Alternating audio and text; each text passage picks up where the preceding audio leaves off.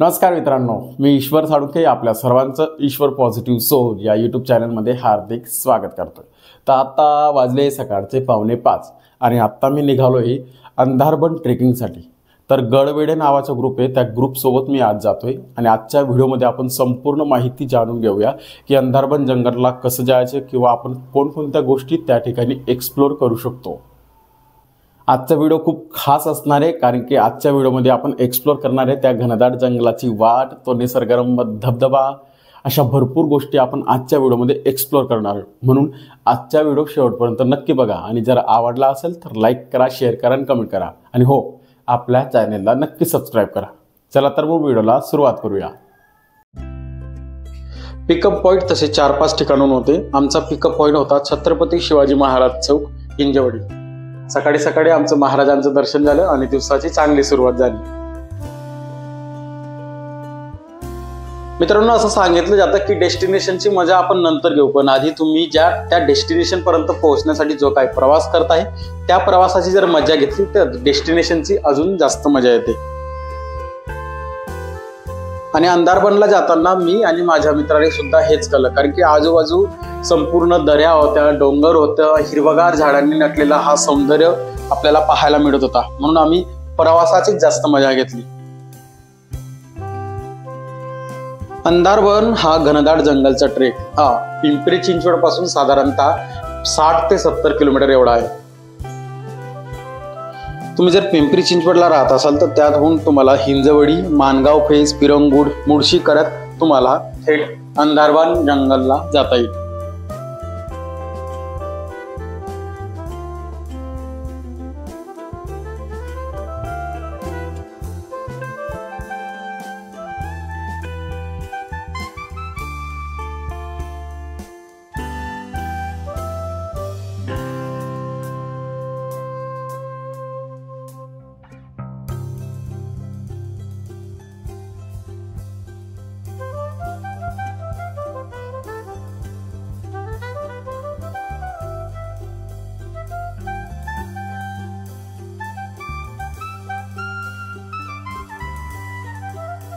जवळच असलेल्या एका हॉटेलवर आमचा स्टार्ट पॉइंट होता। त्या ठिकाणी आम्ही ब्रेकफास्ट, फ्रेश वगैरे झालो आणि त्यानंतर ट्रेकिंगला सुरुवात केली।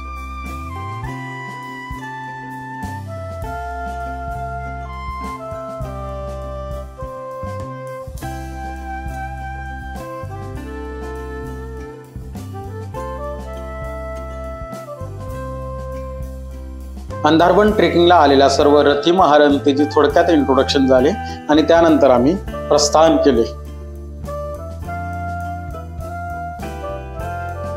जर तुम्ही पहिल्यांदा ट्रेकिंगला जात असाल आणि कुठल्या तरी ग्रुप सोबत जात असाल तर तुम्ही बिंदास 2 बॅग सोबत घेऊ शकता।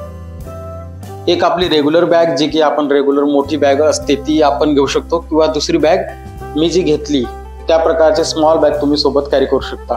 जी काही मोठी बॅग आहे त्यात सर्व तुम्ही सामान ठेवू शकता आणि जिथं आपली बस वगैरे असते त्या बसमध्ये तुम्ही ती बॅग ठेवू शकता आणि सोबत फक्त अशी छोटी बॅग कॅरी करू शकता। भर पावसात जर तुम्ही ट्रेकिंगला जात असाल तर कृपया शूज नका घालू, त्याऐवजी तुम्ही चप्पल किंवा सँडल यूज करू शकता।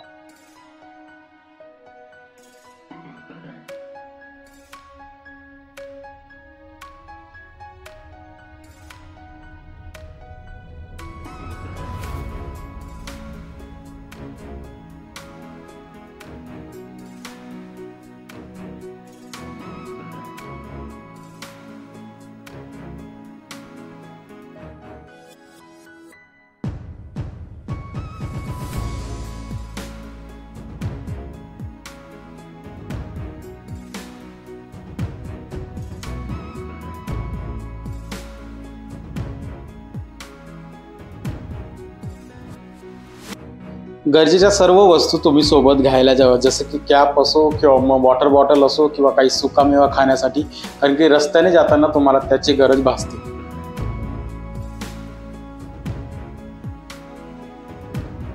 तर आता आपण पोहोचले अंधारबन फॉरेस्ट मेन स्टार्टिंग पॉइंटला। या ठिकाणी आपल्याला तिकीट वगैरे काढावे लागते आणि त्यानंतर आपल्याला फॉरेस्ट मध्ये एंट्री मिळते।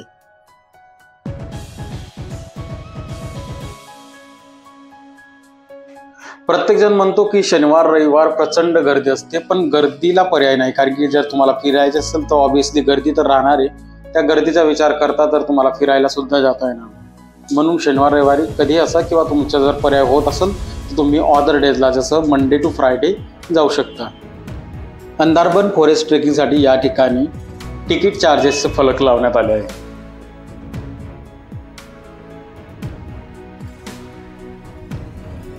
आणि अशा प्रकारे आमचा अंधारबन ट्रेकिंगला सुरुवात झाली.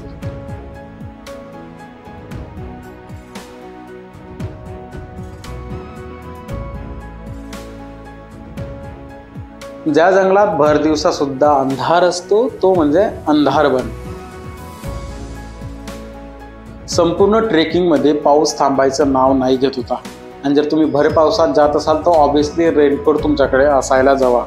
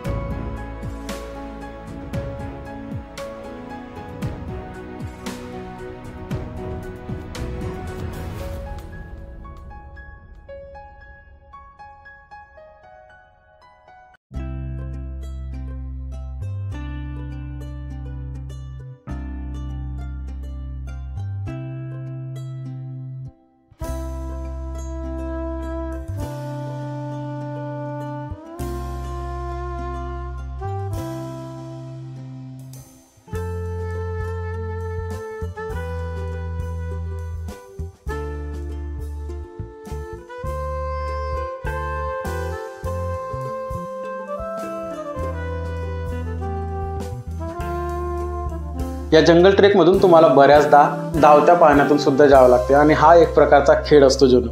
म्हणजेच बऱ्याच वेळा तुमचे चिखलात पाय भरतात, लगेच काही वेळाने लगेच एक धावतं पाणी येतं आणि त्या ठिकाणून तुमचे पाय स्वच्छ होतात.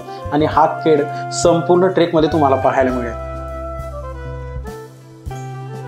माणसांप्रमाणे इतर सजीव सुद्धा चांगल्या प्रकारे कलाकारी घडवून आणतात. आणि अशा प्रकारची कलाकारी सुद्धा आम्हाला या ठिकाणी पाहायला मिळाली.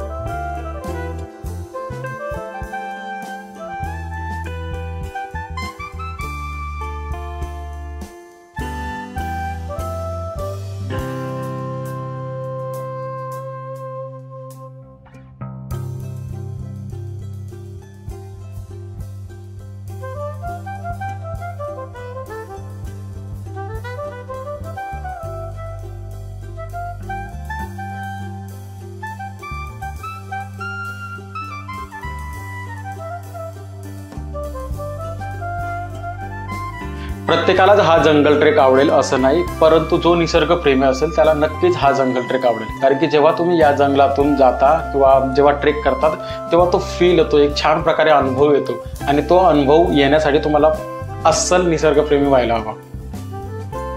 या पाण्याच्या धबधब्यात या आवाजात सुद्धा एक प्रकारचा सुकून असतो.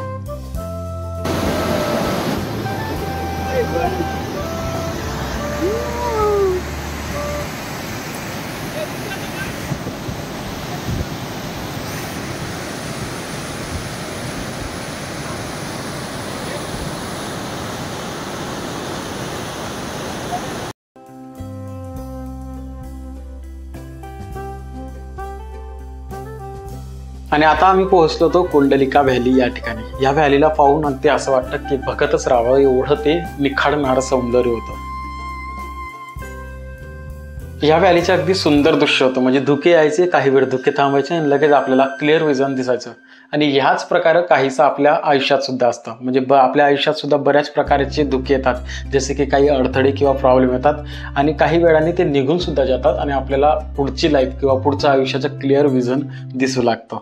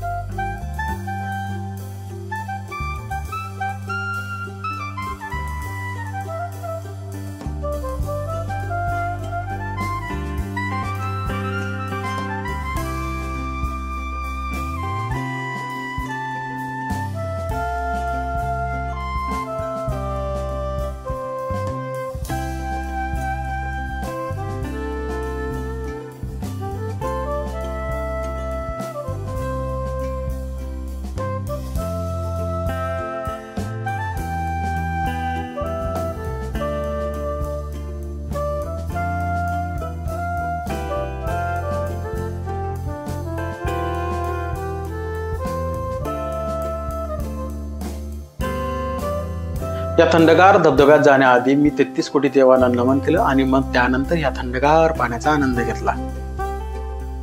तर मित्रांनो, हा होता अंदरबनचा ट्रेक। मी आशा करतो की आजचा व्हिडिओ तुम्हाला नक्कीच आवडला असेल आणि जर आवडला असेल तर कृपया व्हिडिओला लाईक करा। लाईक अगदी फ्री असतं, सबस्क्राईब करणं सुद्धा अगदी फ्री असतं। तर कृपया जर तुम्ही चॅनलला पहिल्यांदा व्हिजिट करत असाल तर चॅनलला नक्की सबस्क्राईब करा। चला तर मग पुन्हा भेटू एका नवीन दमदार ब्लॉगमध्ये। तोपर्यंत सर्वांना रामकृष्ण हरी।